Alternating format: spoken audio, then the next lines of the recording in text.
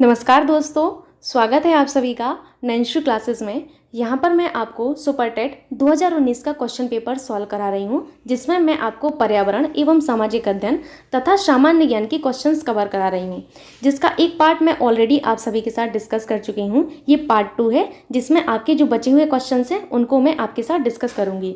तो यहाँ पर आपका क्वेश्चन है कि साइमन कमीशन के विरुद्ध प्रदर्शन में लाठीचार्ज में लाठी चोटों से किस नेता की मृत्यु हुई थी। तो ये क्वेश्चन बहुत सिंपल है। ऑप्शन है आपके लाला लाजपत राय, गोविंद बल्लभ पंत, डॉक्टर सत्यपाल या फिर डॉक्टर किचलू। आपको बताना है कि जो साइमन कमीशन है उनके विरुद्ध जो लाठीचार्ज हुआ था, तो इसके विरुद्ध आप सभी को पता है कि बहुत ज़्यादा विरोध इसका हुआ था। तो उस विरोध में लाठीचार्ज हुआ था, उस लाठीचार्ज में लाठी की चोटों से किस नेता की मृत्यु हुई थी, ये क्वेश्चन है। कुछ क्वेश्चन ऐसे होते हैं जिनको आप ऑप्शन से देख सकते हैं, जैसे यहाँ पर आपका गोविंद बल्लभ पंत जी जो नाम दिया गया है, आप सभी को पता है कि आपके प्यारे यूपी के प्रथम मुख्यमंत्री रहे हैं। ये क्या रहे हैं? उत्तर प्रदेश के प्रथम मुख्यमंत्री रहे हैं। ठीक, तो ये आपके प्रथम मुख्यमंत्री रहे हैं। ठीक है, ये चीज़ आप लोग याद रखिएगा कि आपके जो फर्स्ट मुख्यमंत्री रहे यूपी के वो गोविंद बल्लभ पंत जी। एग्जाम में पूछा जा सकता है आपसे। वहीं डॉक्टर सत्यपाल और डॉक्टर किचलू का संबंध आप सभी को पता है कि इनका संबंध जलियांवाला बाग हत्याकांड से है। ठीक है, अब आपका एक ही ऑप्शन बचता है कि लाला लाजपत राय। तो यही ऑप्शन आपका एकदम करेक्ट है, क्योंकि आपके लाला लाजपत राय जो हैं, लाठीचार्ज जो हुआ था साइमन कमीशन के विरुद्ध में, उसमें आपकी लाठी चोटों से ये जो नेता हैं इनकी मृत्यु हो गई थी। तो अब यहाँ पर साइमन कमीशन के बारे में आप कुछ चीज़ें जान लीजिए जो कि आपके एग्जाम के दृष्टिकोण से इंपॉर्टेंट है।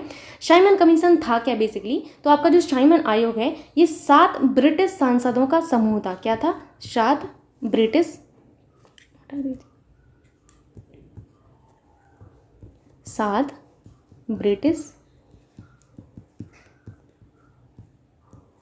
सांसदों का समूह। ठीक है, ये क्या था? इसमें 7 ब्रिटिश सांसद थे साइमन आयोग में। इसमें एक भी आपका भारतीय सांसद नहीं था। अब बात आती है कि आपका साइमन कमीशन का गठन कब हुआ था। तो आपके साइमन कमीशन जो थे इनका गठन बेसिकली हुआ था 8 नवंबर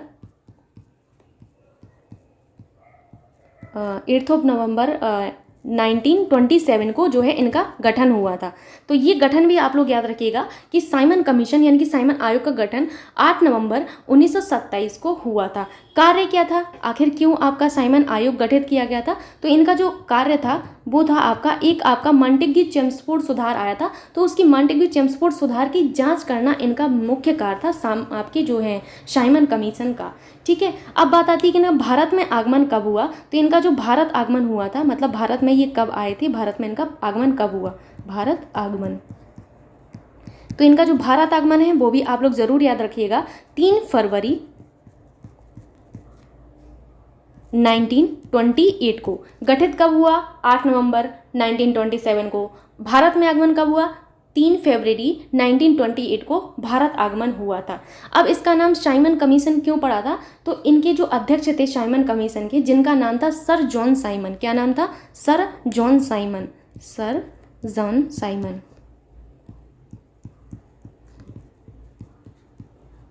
तो सर जॉन साइमन जो है इनके नाम पर ये जो आपका साइमन कमीशन है इसका नाम पड़ा था। ठीक है, ये जो आपका साइमन आयोग था इसमें सारे के सारे आपके ब्रिटिश सांसद थे, एक भी भारतीय नहीं था। तो इस वजह से साइमन का बहुत ज़्यादा विरोध हुआ। जहाँ जहाँ आपका साइमन गया, जिस जिस आपके शहर में साइमन गया, वहाँ वहाँ पर आपका जो है साइमन कमीशन का विरोध किया और एक ही नारा लगाया गया, साइमन वापस जाओ। ठीक है, गो बैक साइमन, साइमन वापस जाओ, ये वाला नारा आपका लगाया गया हर जगह। फिर आपका साइमन आयोग के विरुद्ध आपका बहुत ज़्यादा प्रदर्शन हुआ। उस प्रदर्शन में आपके जो लाला लाजपत राय जी थे, इनकी 17 नवंबर, ये भी आप लोग डेट याद रखिएगा, 17 नवंबर 1928 को जो है इनकी मृत्यु हो गई थी। कब? 17 नवंबर 1928 को इनकी मृत्यु हो गई थी लाला लाजपत राय जी की। अब लाला लाजपत राय जी के बारे में थोड़ा सा आप लोग जान लीजिए। कभी कभी एग्जाम में पूछा जाता है कि पंजाब केसरी किसे कहा जाता है, तो यही है, ये लाला लाजपत राय जी है ना, इनको ही पंजाब केसरी कहा जाता है। क्या कहा जाता है? पंजाब केसरी। याद रखिएगा, बड़ा ही इंपॉर्टेंट है। ठीक, वे भारतीय राष्ट्रीय कांग्रेस के गरम दल के आपके जो है प्रमुख नेता थे। आप लोगों ने गरम और नरम दल का नाम सुना होगा, तो ये जो है आपके लाला लाजपत राय जी, ये गरम दल जो था आपका, गरम दल के आपके जो 3 प्रमुख नेता थे, लाल, बाल, पाल, उनमें से एक थे। लाल का मतलब है लाला लाजपत राय, तो याद रखिएगा, बाल का मतलब है बाल गंगाधर तिलक। ठीक, तो लाला लाजपत राय जी जो हैं आपके गरम दल के नेता थे, याद रखिएगा। साथ ही साथ इनको पंजाब केसरी कहा जाता था। अब चलते हैं नेक्स्ट क्वेश्चन की ओर। तो क्वेश्चन को मैं थोड़ा सा बड़ा कर देती हूँ। तो क्वेश्चन है आपका कि लोकसभा द्वारा पारित धन विधेयक को राज्यसभा विचार विमर्श के लिए अधिकतम कितने दिनों तक रख सकती है? 10 दिन, 12 दिन, 14 दिन या 16 दिन। आप सभी को पता है कि जब भी कोई विधेयक होता है तो सबसे पहले उसको किसी एक सदन में, या तो लोकसभा में या राज्यसभा में आपका पेश किया जाता है। या तो आप लोकसभा में पेश कर दें या राज्यसभा में पेश कर दें। उसके बाद आपका जब किसी एक सदन में पेश किया जाता है, मान के चलिए कि लोकसभा में पेश किया गया, तो मंजूरी के लिए, मतलब आपके राज्यसभा की मंजूरी के लिए भी फिर इसको भेजा जाता है राज्यसभा में। ठीक, जब राज्यसभा इस आपके विधेयक को पारित कर देती है, यानी कि बिना आपत्ति के पारित कर दिया जाता है, तो फिर राष्ट्रपति साहब के पास, यानी कि जो आपके प्रेसिडेंट हैं, इनके पास फाइनल सहमति के लिए भेजा जाता है। जब ये इस पर अनुमति दे देते हैं, तब आपका ये विधेयक जाके आपका क्या बनता है? कानून बनता है। ठीक, तो ये होता है आपका। मान के चलिए कि अगर कोई आपका जो विधेयक है वो लोकसभा में पेश नहीं किया गया, राज्यसभा में पेश किया गया।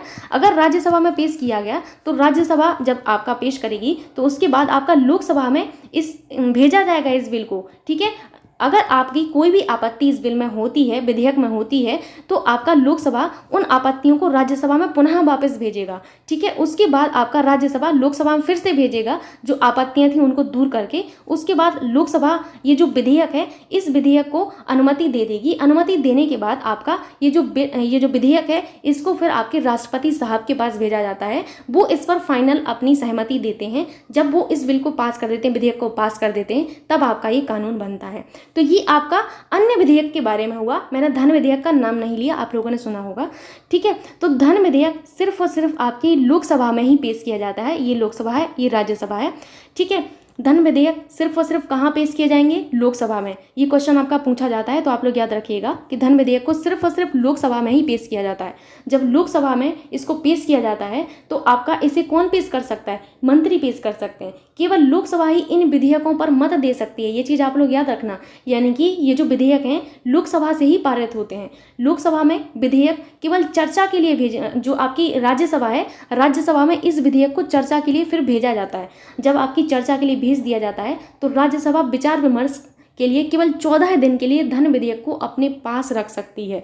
यानी कि 14 दिन बाद इस विधेयक को राज्यसभा को लोकसभा को लौटाना ही होगा। यानी कि सिर्फ और सिर्फ 14 दिन तक इस विधेयक को ये आपकी राज्यसभा रोक कर रख सकती है विचार विमर्श के लिए। ये चीज़ आप लोग याद रखिएगा।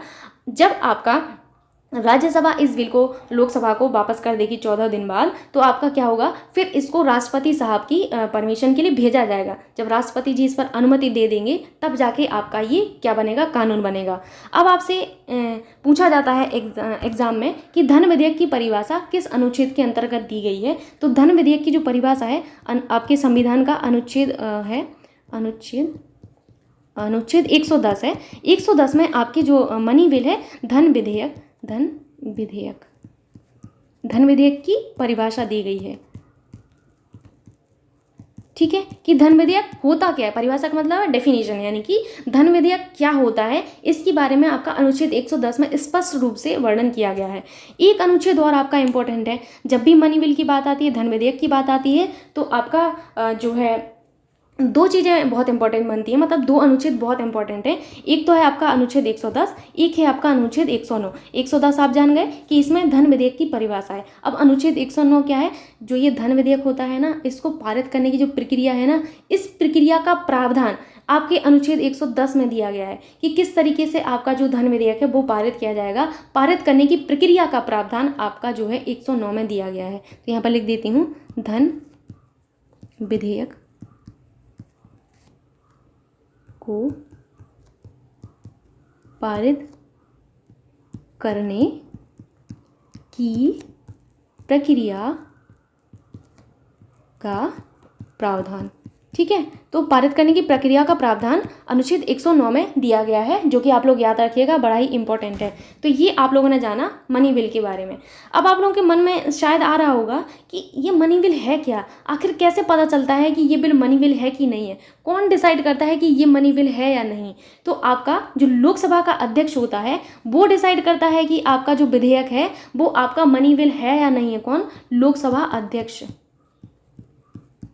तो लोकसभा अध्यक्ष के पास ये पावर है कि वो बताएंगे, वो डिसाइड करेंगे कि ये आपका बिल धन विधेयक है कि नहीं है, लोकसभा अध्यक्ष। तो आपके जो भी लोकसभा अध्यक्ष उस टाइम होंगे वो आपका डिसाइड करेंगे। अब बात आती है कि धन विधेयक होते क्या हैं। धन का मतलब है मनी, यानी कि ऐसे विधेयक जिनमें धन के बारे में चर्चा की जाए। धन के बारे में चर्चा का मतलब है, अब आप सुनिएगा ध्यान से, कि हम ऐसे विधेयकों को धन विधेयक कहेंगे जिसमें आपका केंद्र सरकार द्वारा उधार लिए गए धन की विनियोग से संबंधित आपकी जो है चर्चा की गई हो। आप सभी को पता है कि केंद्र सरकार जो है अब जब कभी जरूरत पड़ती है तो उधार लेती है, तो उस उधार के लिए जो आपका धन है उस विनियोग के बारे में संबंधित आपकी जो भी चीज़ें हैं वो लिखी गई हैं, तो वो आपका धन विधेयक कहलाएगा। दूसरा, भारत सरकार की जो संचित निधि है उससे या आकस्मिकता जो निधि है उससे अभिरक्षा करता है, तो ये आपका धन विधेयक होता है। तीसरा, आपका जो भारत सरकार की संचित निधि है इससे धन का विनियोग करता है, तो ये भी आपका धन विधेयक में ही आता है। तो ये हुआ आपका धन विधेयक, यानी कि मनी बिल के बारे में,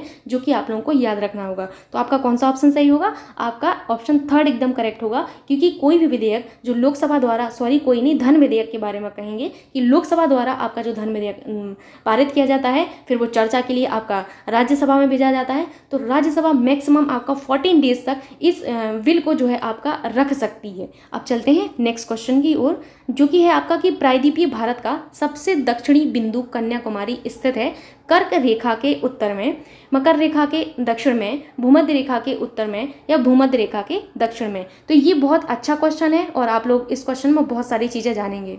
सबसे पहले मैं आपको यहाँ पर ये बताऊंगी कि आपका उत्तरी बिंदु कौन सा है, दक्षिणी बिंदु कौन सा है भारत का, और आपका पश्चिमी और पूर्वी बिंदु कौन सा है। ठीक है, तो यहाँ पर आप लोग कुछ इस तरीके से बना लीजिएगा ये। ठीक है, इस तरीके से आप लोग बना दीजिएगा।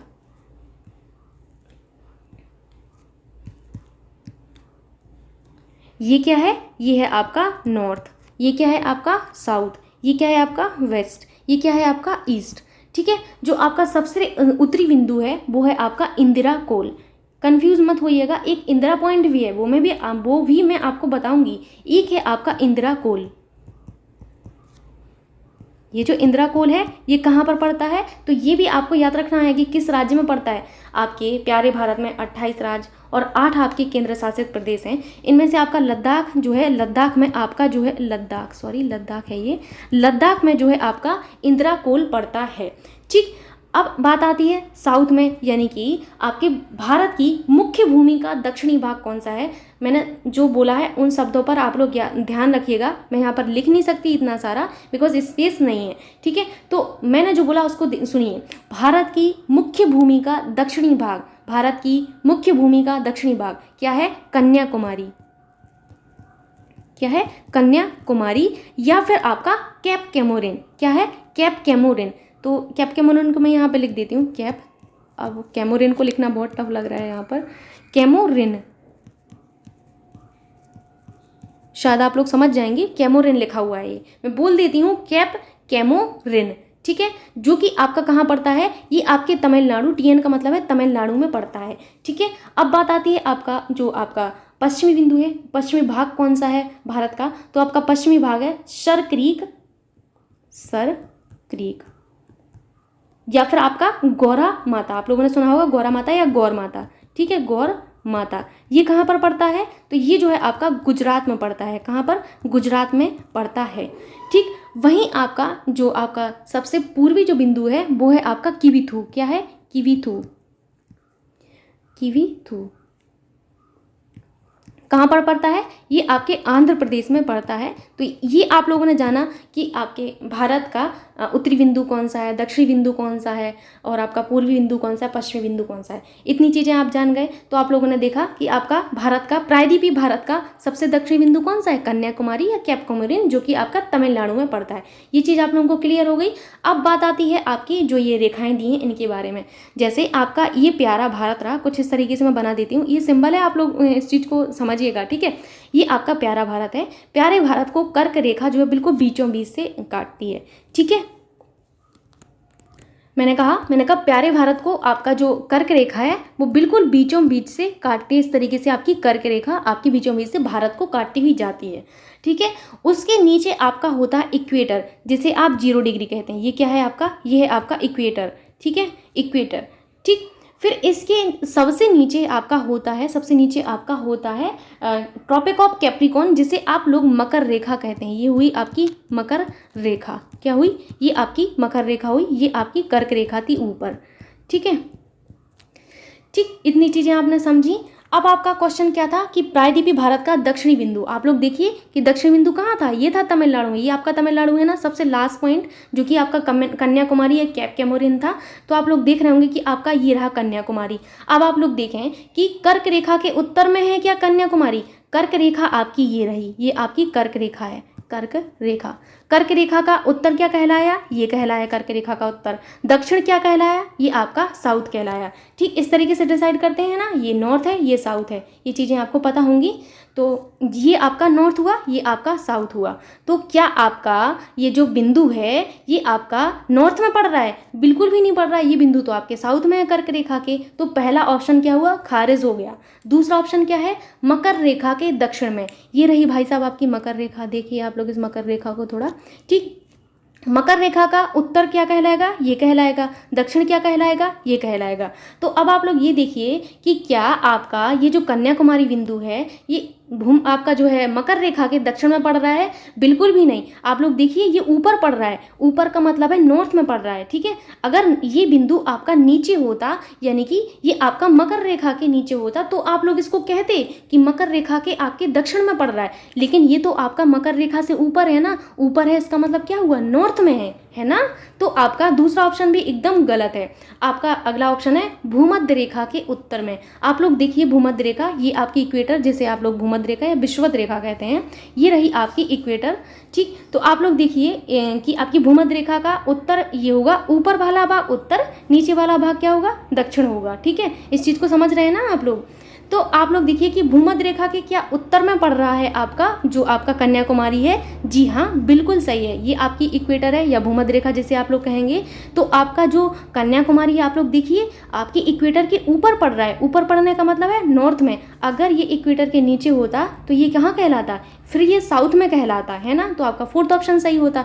लेकिन आपका जो कन्याकुमारी है वो आपका कहाँ पड़ रहा है, ये आपके इक्वेटर के नॉर्थ में पड़ रहा है, यानी कि उत्तर में पड़ रहा है। इसीलिए आपका थर्ड ऑप्शन एकदम करेक्ट होगा। आई होप आप लोग इस चीज़ को समझ रहे होंगे। यदि कोई भी डाउट रहता है तो कमेंट में आप पूछ सकते हैं, लेकिन मैंने बहुत कोशिश की आपको अच्छे से समझाने की और मुझे पता है कि आप लोग समझ गए होंगे। अब चलते हैं नेक्स्ट क्वेश्चन की ओर। प्यास लग गई मुझे इस क्वेश्चन में अब तो। सो फाइनली मैंने पानी पी लिया है। अब आपका क्वेश्चन है कि निम्नलिखित समुद्री रेखाओं में से कौन सी अटलांटिक महासागर की धारा नहीं है। फ्लोरिडा धारा, कनारी धारा, लेब्राडोर धारा या अलोगास। तो आपकी धाराओं से संबंधित भी आपकी परीक्षाओं में क्वेश्चन बनते हैं। मैं एक काम करूंगी कि एक अलग से वीडियो आपको जो धाराएं हैं उनके बारे में ट्रिक के माध्यम से बताऊंगी। आपकी धाराएं दो तरीके की होती हैं, एक होती है गर्म धारा, एक ठंडी धाराएं होती हैं, ठीक है।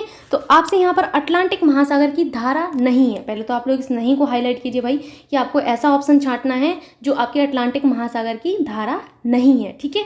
ऑप्शन है आपकी फ्लोरिडा धारा। तो आपको बताना है कि क्या आपकी फ्लोरिडा धारा जो है आपकी अटलांटिक महासागर की धारा है कि नहीं। तो फ्लोरिडा आपकी अटलांटिक महासागर की धारा है। आप लोग इस चीज़ को याद रखिएगा। फ्लोरिडा धारा आपकी जो है एक गर्म जल धारा है। कौन सी है, गर्म जल धारा है, गर्म जल धारा, ठीक। फिर है आपका कनारी धारा। कनारी धारा भी आपकी जो है अटलांटिक महासागर की ही धारा है, ठीक है। ये जो है आपकी एक ठंडी जल धारा है, ठंडी जल धारा, ठीक है। फिर आता है आपका लेब्राडोर धारा के बारे में। तो आपके जो लेब्राडोर जो हैं ये भी आपकी अटलांटिक महासागर की ही धारा है। लेब्राडोर और कनारी दोनों ही आपकी ठंडी जलधाराएं कौन सी हैं? ठंडी जलधाराएं हैं, ठीक, ठंडी जलधारा। अब है आपका अलुगाज धारा।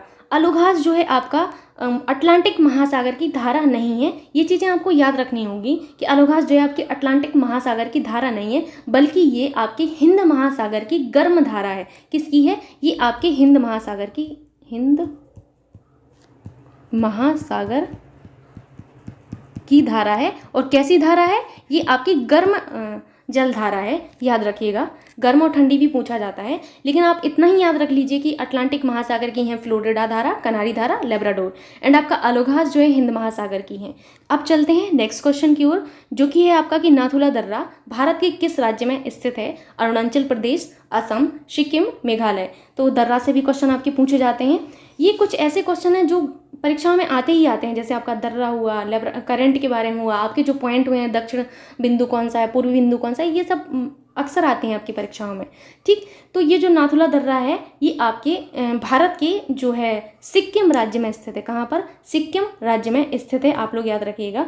ये जो आपका दर्रा है ये 14,200 फीट की ऊंचाई पर है, ठीक है, की ऊंचाई पर।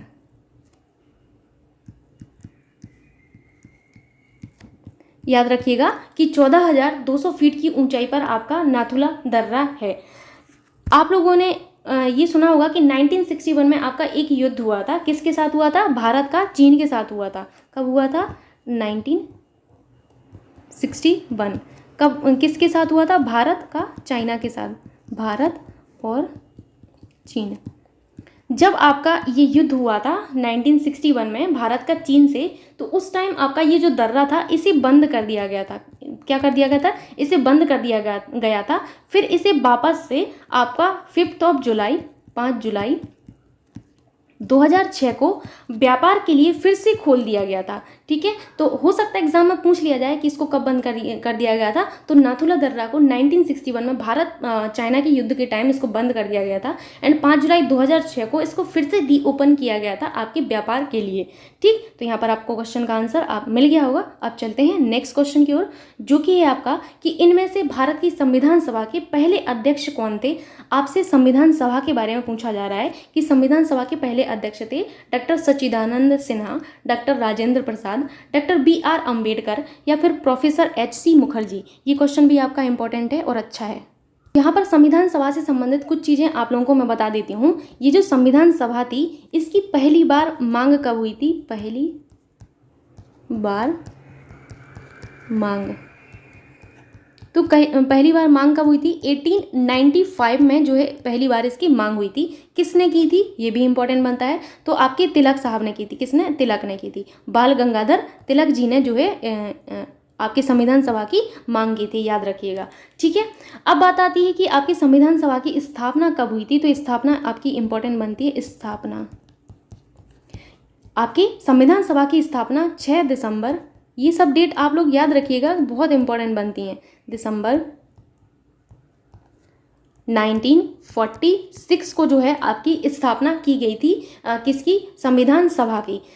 लेकिन आपको एक चीज़ और याद रखनी है कि संविधान सभा को भंग कब किया गया था। ये क्वेश्चन भी बना है एक परीक्षा में, अब मुझे ये याद नहीं किस परीक्षा में बना है, लेकिन ये बहुत इंपॉर्टेंट क्वेश्चन है कि संविधान सभा को कब भंग किया गया था। तो 24 जनवरी 1950 को आपकी संविधान सभा को भंग किया गया था। स्थापना 6 दिसंबर 1946, भंग 24 जनवरी 1950 को इसको भंग कर दिया गया था। तो ये दो चीज़ें आप लोगों को संविधान सभा के बारे में याद रखनी है। एक मैं आपको चीज़ बताना चाहूँगी जो कि बहुत ज़्यादा इंपॉर्टेंट है, जो आपके राष्ट्रीय ध्वज हैं, राष्ट्रीय गान हुआ, इन सबको कब अपनाया गया, कब आपका इनको बनाया गया, ये चीज़ आप लोग जरूर इन डेट को एक पेज पर चिपका के अपने सामने रखिए। ये बहुत बार क्वेश्चन आया है। यूपी टेट का एग्जाम जो आपका कैंसिल हुआ था आई थिंक 28 नवंबर को जो हुआ था, उसमें ये क्वेश्चन आया हुआ था और फिर से ये क्वेश्चन आया हुआ है आपका। तो ये जो है आपके क्वेश्चन बनते रहते हैं, इनको आप लोग अच्छे से याद करिएगा। अब बात आती है कि आपके संविधान सभा के एक अस्थायी सदस्य बने थे, जो कि आपके प्रथम सदस्य भी थे। ये अस्थायी सदस्य पूछा जाए आपसे या फिर संविधान सभा के प्रथम सदस्य अध्यक्ष पूछा जाए, तो आपका नाम क्या होगा? आपका नाम होगा डॉक्टर सच्चिदानंद सिन्हा। ठीक है, फिर से सुनिए, मैंने क्या कहा? मैंने कहा कि अगर आपसे पूछा जाए भारत की संविधान सभा के पहले अध्यक्ष डॉक्टर सच्चिदानंद सिन्हा, भारतीय संविधान के प्रथम अस्थायी सदस्य डॉक्टर सच्चिदानंद सिन्हा। स्थायी जो सदस्य हुए थे, वो स्थायी सदस्य आपके कौन बने थे? स्थायी सदस्य जो बने थे वो आपके डॉक्टर राजेंद्र प्रसाद जी बने थे। ठीक है, ये जो आपके डॉक्टर सच्चिदानंद सिन्हा जी हैं, इनकी जो भारतीय संविधान सभा की जो पहली बैठक हुई थी, पहली बैठक कब हुई थी?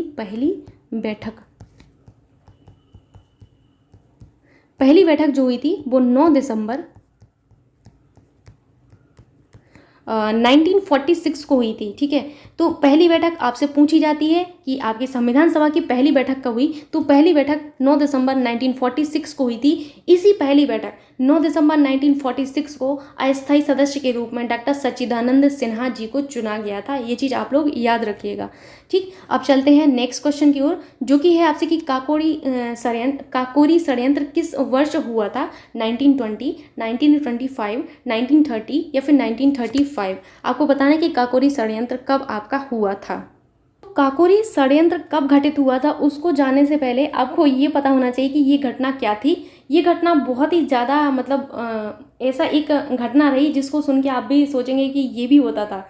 तो आप लोगों को बता दूं कि काकोरी षड्यंत्र में हुआ क्या था कि जो आपके क्रांतिकारी थे, इन्होंने लखनऊ के निकट आपके जो काकोरी स्टेशन था, उसमें रेलगाड़ी रोक कर जो आपका सरकारी खजाना यानी गवर्नमेंट का जो खजाना होता है उसको लूट लिया था।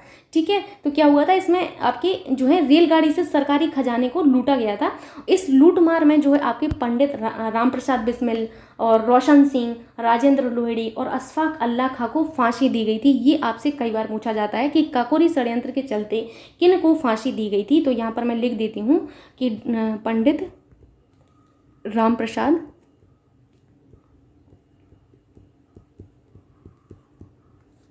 बिस्मिल,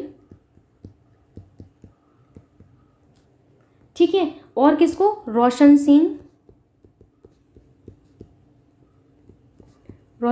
के अलावा आपके राजेंद्र लोहड़ी,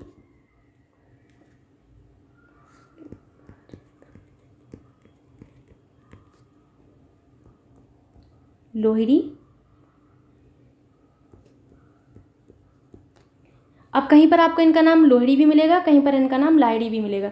ठीक, तो कन्फ्यूज़न नहीं क्रिएट करना है, आपको बस नाम याद रखना है। और अशफाक अल्लाह खां, ठीक है, अशफाक अल्लाह खां। ठीक, इन व्यक्तियों को फांसी दी गई थी। किसको? राम प्रसाद बिस्मिल, रोशन सिंह, राजेंद्र लोहड़ी, अशफाक अल्लाह जी को जो है इनको फांसी दी गई थी काकोरी षड्यंत्र के चलते। और अन्य व्यक्ति जो थे उनको आजीवन कारावास की सजा दी गई थी और उनको अंडमान निकोबार भेज दिया गया था। कहाँ पर? अंडमान भेज दिया गया था। उसके बाद आपके जो हैं चंद्रशेखर आज़ाद जी थे, चंद्रशेखर आज़ाद जी जो है फरार हो गए थे इसी काकोरी षड्यंत्र में। अब बात आती है कि ये घटना आपकी कब घटित हुई, तो 9 अगस्त आप लोगों को याद रखना है, 9 अगस्त 1925 को ये जो है आपकी घटना घटित हुई थी। कब? 9 अगस्त 1925 को ये घटना घटित हुई थी। तो यहाँ पर आपका आंसर कौन सा सही होगा? 1925 एकदम करेक्ट होगा। ठीक है, तो चलते हैं नेक्स्ट क्वेश्चन की ओर, जो कि है आपका कि भारत में स्थापित होने वाला प्रथम राष्ट्रीय उद्यान है जिम कॉर्बेट राष्ट्रीय उद्यान, दुधवा राष्ट्रीय उद्यान, पेरियार राष्ट्रीय उद्यान या फिर मानस आपका राष्ट्रीय उद्यान। आपको बताना है कि भारत में स्थापित पहला राष्ट्रीय उद्यान कौन सा था। तो यहाँ पर आप लोगों को राष्ट्रीय उद्यान के बारे में मैं आपको कुछ चीज़ें बताती हूँ जो कि आप लोग याद रखना कि अभी तक वर्तमान में आपका जो कुल राष्ट्रीय उद्यान है उनकी संख्या कितनी है, यानी कि नेशनल पार्क्स की जो संख्या है वो आपकी 105 है। कहीं कहीं पर आपको 106 मिलेगी, तो ये आपकी बदलती रहती हैं चीज़ें, लेकिन आप लोग याद रखिएगा कि 105 जो है आपके राष्ट्रीय उद्यानों की संख्या है। आपसे ये पूछा जाता है कि सबसे बड़ा आपका राष्ट्रीय उद्यान कौन सा है, तो सबसे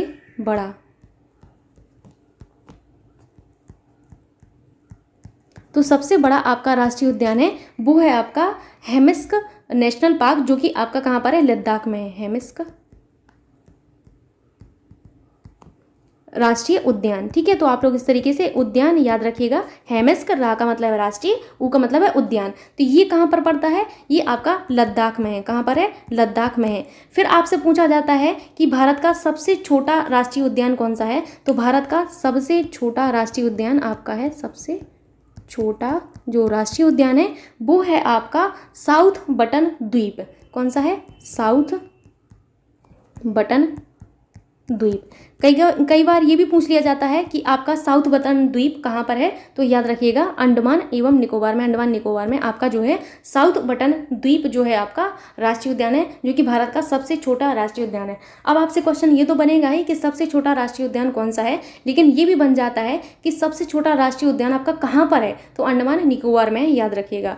ठीक है, अब आप लोग एक चीज़ याद रखिएगा कि यूपी का एकमात्र राष्ट्रीय उद्यान है जिसका नाम है दुधवा राष्ट्रीय पार्क। कहाँ पर है? लखीमपुर खीरी में है। कहाँ पर है? खीरी में है। ये जो लखीमपुर खीरी है ना, यूपी के 75 जिलों में से 75 जो आपके ज़िले हैं उनमें से सबसे बड़ा क्षेत्रफल के दृष्टिकोण से लखीमपुर खीरी ही है। ठीक, वहीं पर आपका जो है दुधवा राष्ट्रीय उद्यान है, ये कि जो कि आपका जो है यूपी का एकमात्र राष्ट्रीय उद्यान है। ठीक, अब बात आती है कि आपका सबसे पहला राष्ट्रीय उद्यान कौन सा था? तो जो फर्स्ट आपका राष्ट्रीय उद्यान था उसका नाम था जिम कॉर्बेट राष्ट्रीय उद्यान। ठीक, ये बहुत इंपॉर्टेंट है, याद रखिएगा। जिम कॉर्बेट राष्ट्रीय उद्यान था जो कि कहाँ पर स्थित है? ये आपका उत्तराखंड में स्थित है। कहाँ पर? उत्तराखंड। कई बार ये भी पूछ लिया जाता है कि उत्तराखंड के किस जिले में? तो नैनीताल जिले में। चूंकि ये फर्स्ट है तो बहुत इंपॉर्टेंट है, इसकी सारी चीज़ें आप लोगों को याद रखनी चाहिए। कहाँ पर है, किस जिले में है, राज्य भी जानना, कि कब स्थापित हुआ, ये भी आपका इंपॉर्टेंट बनता है। तो ये जो आपका उद्यान है ये 1936 में जो है आपका स्थापित हुआ था। ये आपका बेसिकली हेली नेशनल पार्क के रूप में भी स्थापित किया गया था। तो आपका इसको जिम कॉर्बेट राष्ट्रीय उद्यान को पहले क्या कहते थे? हेली नेशनल पार्क, क्योंकि इसकी स्थापना हेली नेशनल पार्क के रूप में ही हुई थी। याद रखिएगा, एग्जाम में ये पूछा जाता है, हेली नेशनल पार्क। ठीक, तो यानी कि जिम कॉर्बेट राष्ट्रीय उद्यान को पहले हम लोग हेली नेशनल पार्क के नाम से जानते थे, जो कि आपका लुप्तप्राय बंगाल बाघ की रक्षा के लिए आपका जो है स्थापित किया गया था। ठीक, इतनी चीज़ें आप लोगों को याद रखना है। तो चलते हैं अब नेक्स्ट क्वेश्चन की ओर। क्वेश्चन है आपका कि किसने कहा कि नवाचार एक ऐसा विचार है जिसमें व्यक्ति नवीनता का अनुभव करता है? ऑप्शन हैं आपके एच.सी. वर्नेट, E.M. Rogers, M.B. माइल्स या एलन। बताइए आप लोग कि ये जो कथन है ये किसका है? तो ये जो विचार था कि नवाचार एक ऐसा विचार है जिसमें व्यक्ति नवीनता का अनुभव करता है, ये बेसिकली आपका E.M. रोजर्स का है। किसका है? E.M. रोजर्स का है। सेकंड ऑप्शन एकदम करेक्ट होगा। चलते हैं नेक्स्ट क्वेश्चन की ओर, जो कि है आपका कि भारतीय शिक्षा के इतिहास में सर्वप्रथम किस समिति ने अव्यय एवं अवरोहन का विचार दिया था? किसका? वेस्टेज इन स्टैग्नेशन का विचार दिया था। हार्टोग समिति, यशवाल समिति, मेहता समिति या फिर जाकिर हुसैन समिति। अव्यय एवं अवरोहन का मतलब क्या है? अव्यय एवं अवरोहन को इंग्लिश में हम लोग कहते हैं वेस्टेज एंड स्टैग्नेशन। ठीक है, तो इसको क्या कहते हैं हम लोग? वेस्टेज एवं एंड स्टैग्नेशन कहते हैं, अव्यय एवं अवरोहन कहते हैं। ये बेसिकली जो शिक्षा के इतिहास में जो विचार दिया था ये आपका दिया था, ये विचार आपका हार्टोग समिति ने दिया था। किसने दिया था? हार्टोग समिति ने दिया था। तो फर्स्ट ऑप्शन एकदम करेक्ट होगा। अब ब्रिटिशकालीन शिक्षा में प्राथमिक शिक्षा के संबंध में आपके कुछ कमीशन होते हैं। एक है आपका हंटर कमीशन जो कि आपका 1882 में आया था। लॉर्ड कर्जन जो कि आपका जो है इनका लॉर्ड कर्जन तथा हार्टोग समिति 1927 से 1929 में थी, और आपका लॉर्ड कर्जन 1898 से 1905 के बीच में रही। इन्होंने प्राथमिक शिक्षा की समस्या पर विचार किया और उनकी जो समस्याएं थी उनकी समाधान के लिए एक रूपरेखा जो है तैयार की थी। तो आप लोगों को कभी भी पूछा जाए कि प्राथमिक शिक्षा के संबंध में आपके कौन कौन से जो है कमीशन रहे या फिर समिति रही, तो आपको याद रखना होगा। एक तो था आपका हंटर कमीशन, कब हुआ था ये आपका, कब गठित हुआ था? तो ये आपका 1882 में गठित हुआ था। ठीक, ये हुआ आपका हंटर कमीशन। दूसरा है आपका लॉर्ड कर्जन। तो लॉर्ड कर्जन ने जो है 1898 से लेके आपका 1905 ये बंगाल विभाजन तक रहे थे। तो आप लोग याद रखिएगा कि लॉर्ड कर्जन ने भी आपकी प्राथमिक शिक्षा की जो समस्याएं थी इनकी समस्याओं के समाधान की रूपरेखा जो है तैयार की थी।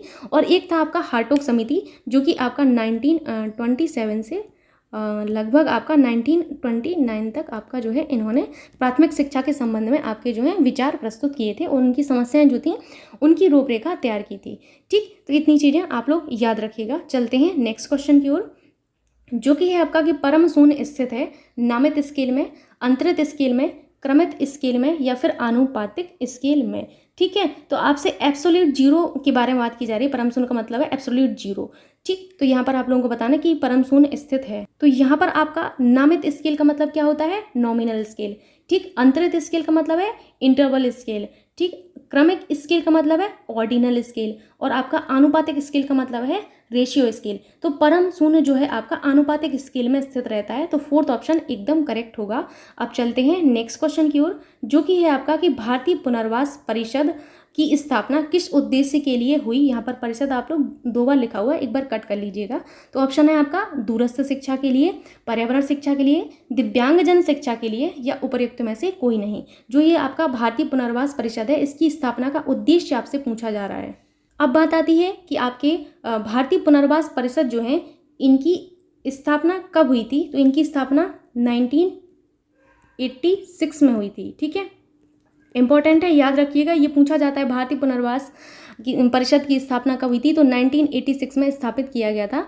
बात आती है कि आपका अधिनियम जो है संसद में कब पारित हुआ था। तो आपका ये जो अधिनियम है वो 1992 में जो है आपका सितंबर 1992 को भारतीय पुनर्वास परिषद अधिनियम संसद द्वारा पारित किया गया था।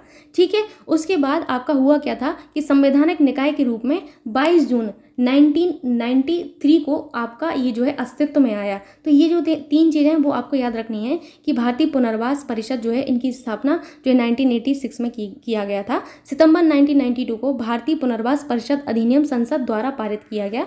उसके बाद आपका 22 जून सन 1993 को आपका जो ये है निकाय ये आपका अस्तित्व में आया था। ठीक है, अब यहाँ पर आपसे पूछा गया था कि इसका उद्देश्य क्या था। तो इसके बेसिकली उद्देश्य थे कि दिव्यांगजनों के पुनर्वास के संबंध में देश में और देश के बाहर आपके जो प्रशिक्षण पाठ्यक्रम चलाए जाते हैं, तो चलाने वाले जो प्रशिक्षण संस्थान हैं जो आपके पाठ्यक्रम चलाते हैं दिव्यांगजनों के पुनर्वास के संबंध में, तो उन प्रशिक्षण संस्थानों और विश्वविद्यालयों को मान्यता देना इनका मेन उद्देश्य था। एक और उद्देश्य था कि देश भर के सभी प्रशिक्षण संस्थानों में विभिन्न स्तरों पर जो आपके प्रशिक्षण पाठ्यक्रम है उनका मानकीकरण एवं नियमन करना। तो ये 2 चीज़ें आप लोगों को याद रखना है। तो यहाँ पर आप लोग समझ गए होंगे कि इनका संबंध बेसिकली दिव्यांगजन शिक्षा से था, इसीलिए आपका थर्ड ऑप्शन एकदम करेक्ट होगा। अब चलते हैं नेक्स्ट क्वेश्चन की ओर, जो कि है आपका कि भारत में गरीबी का आकलन किस आधार पर किया जाता है।